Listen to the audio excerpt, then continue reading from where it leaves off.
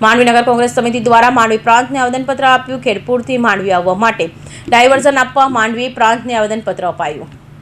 માંડવી નગર કોંગ્રેસ સમિતિ દ્વારા આજ રોજ ગરડિયા નાકા પુલની બાજુમાં ટુ વ્હીલર તથા લાઇટ વ્હીલ વાહનો માટે ડાયવર્ઝન આપવા માંડવી પ્રાંત અધિકારીને આવેદનપત્ર આપવામાં આવ્યું હતું, જેમાં જણાવવામાં આવ્યું હતું કે હાલમાં ગરડિયા નાકાનો અતિ બિસ્માર અને સાંકડો પુલ તોડી નવા પુલ નિર્માણ થઈ રહ્યો છે અને તેની બાજુમાંથી લોકોની અવરજવર માટે બંધ કરી વૈકલ્પિક માર્ગ તરીકે માંડવી ઘોબડી નાકાથી તરસાડ અને તરસાડ બાયપાસ થઈ તપસ્વી વિદ્યાલયથી ડાયવર્ઝનનો માર્ગ આપેલ છે, જેથી 4 થી 5 કિલોમીટરનો ફેરાવો થાય છે।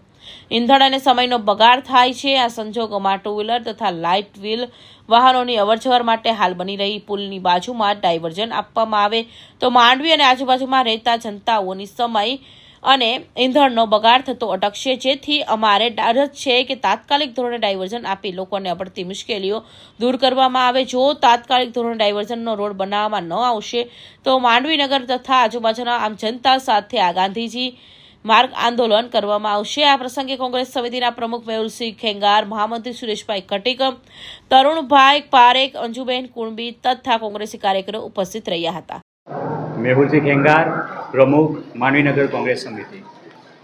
આજરોજ માંડવી પ્રાંત કચેરી ખાતે હાલ કિમ ચોકડીથી માંડવી ખેડપુર વચ્ચે જે રોડ બની રહ્યો છે એ રોડને જોડતો એક રસ્તો ખેડપુર ચોકડીથી માંડવી જકાત નાકા ટોપ નાકા સુધીનો જે રસ્તો બની રહ્યો છે તે અંતર્ગત એક ગરેડિયા પુલ જે હાલ બિસ્માર હાલતમાં હોય અને ખૂબ સાંકડો હોવાથી એ પુલ તોડી પાડીને એક નવો પુલ બનાવવા જઈ રહ્યા છે, જ્યારે તેના વૈકલ્પિક માર્ગ તરીકે હાલ માંડવી ડોબડી નાકાથી તરસાડા બાયપાસથી સીધો માંડવી કડોદ હાઈવે પર જે કુલ 4 થી 5 કિલોમીટરનો ઘેરાવો થાય છે તે અંતર્ગત માંડવી અને માંડવીની આમ જનતા માટે ઘણો ફેરાવો પડે છે અને સમય અને ઈંધણનો વ્યય થાય છે।